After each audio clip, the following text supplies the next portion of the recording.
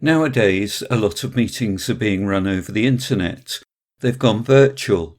There's no lack of advice on how to run them productively and effectively, but there's an emotional intelligence step that can be easily missed and overlooked.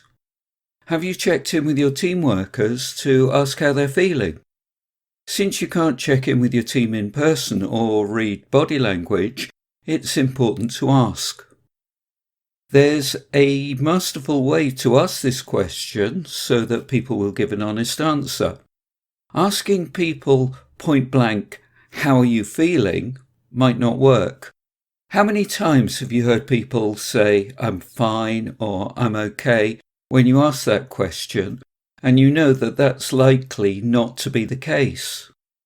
This is even more important when you're working virtually.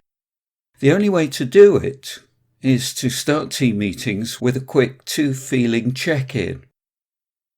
This gauges how people are really feeling. You go around the team to do a short exercise before kicking off the virtual meeting. Everyone gives two feelings. The brilliance of this is twofold. First, it's really quick and it doesn't take too long for everyone to give their answer. It gives people permission to quickly name their feelings and to do so without judgment. Secondly, it acknowledges that we're human and we have complex emotions and we often feel many things at once. So an example might be, "I'm exhausted and I'm hopeful," or "I'm weary and I'm grateful." Running virtual meetings, you'll hear some weird paradoxical feelings and emotions. The rush of confusing emotions is normal. Holding meetings at a distance, you can have the space to feel both anxious and optimistic, and this is important in uncertain times. Our brains like to tell ourselves stories, and this is a useful and helpful strategy. It's a self-talk strategy.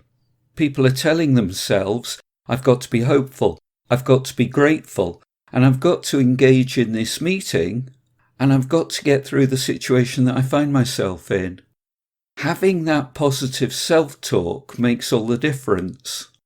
The two-feeling check-in gets everyone involved, it gets them engaged, and it helps to set the tone in an emotionally intelligent way for the virtual meeting.